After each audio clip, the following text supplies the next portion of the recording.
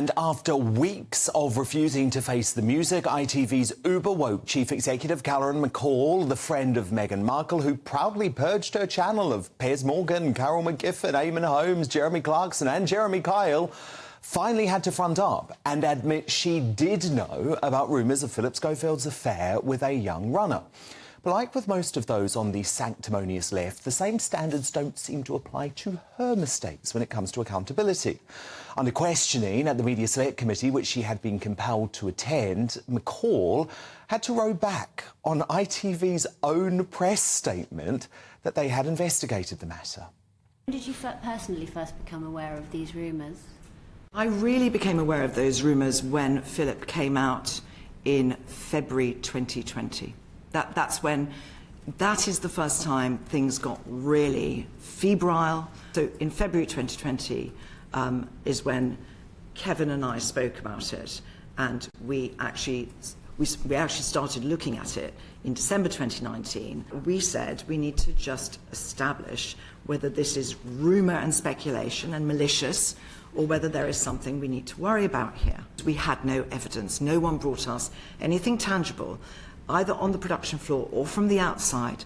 There was only hearsay and rumour and speculation. Can I please just say it was not an investigation? I wouldn't qualify this as an investigation. I think this was a review. It was an ongoing review.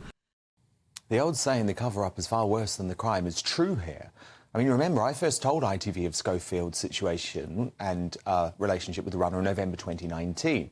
They denied it then as malicious gossip.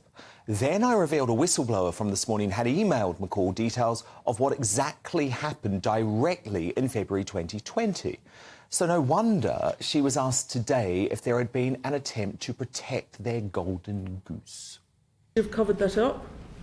No. If one of the individuals had admitted a relationship? Why would... No. Once it is in the workplace, I think it does become something that we wouldn't in any way try to cover up in any way. And would you have taken one of your biggest stars and someone who nationally was everyone was so fond of, would you have removed him from... Yes, I think if that was necessary, if the context gave us that, if the investigation said... I mean, that things have emerged that are deeply inappropriate in the workplace. And I think if we'd known that at the time, we'd have acted very swiftly. But former ITV News presenter turned SNP Rottweiler John Nicholson wasn't having any of that, revealing the so-called questioning of the runner, who is now referred to, by the way, as Person X, had made him feel uncomfortable. OK, I've spoken to someone who's friendly with Mr X, who says that he felt that the review, the investigations that took place, made it quite difficult for him to talk, and he was under a lot of pressure not to talk. The words used were, "Is everything okay between you and Philip?" Those were the words used. And he didn't, I'm told, feel that he could really answer that with any candour. But if Philip was putting him under pressure, ITV were not putting him under pressure on anything. That exchange backs up my reporting on this show that the runner is increasingly unhappy that the story being presented by both Schofield and ITV has not been entirely accurate. Indeed, Nicholson revealed the runner's high-powered lawyers, who had been rumoured to have been paid for by Philip, are now actually working for free. You know who's paying for his lawyer at the moment? Because press reports are that Philip Schofield's paying for the lawyer.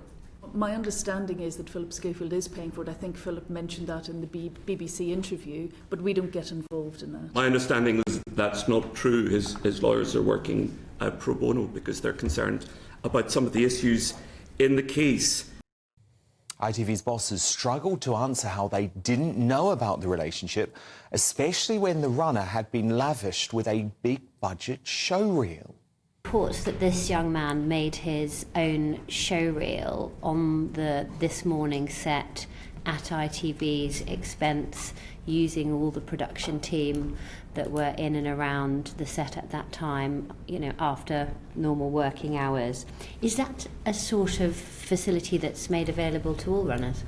I think if requested, it would normally be granted. Surely this shows some kind of preferential treatment. None of us would have known that that show reel was being made, and I would say that actually, I've just said, I think runners are usually very ambitious. I don't know of another instance, but I wouldn't know. I mean, it just wouldn't. It wouldn't occur to me that somebody else would do this. ITV's all-powerful director of television, Kevin Lygo, insisted he had been lied to by Schofield time and again.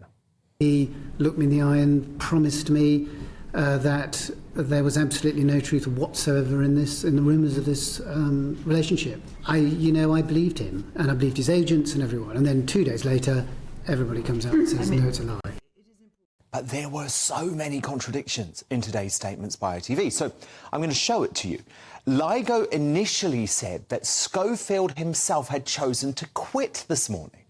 When he wanted to step down from This Morning, I think it was the daily, effort of doing a show for 2 hours live every day was the thing that made him think, there's too much noise and I don't want to do it anymore, so sorry. But listen to his story change completely.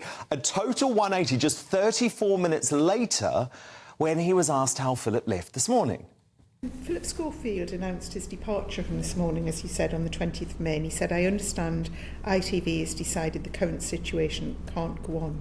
Who made that decision? I did, I suppose, ultimately. I think it was the media speculation.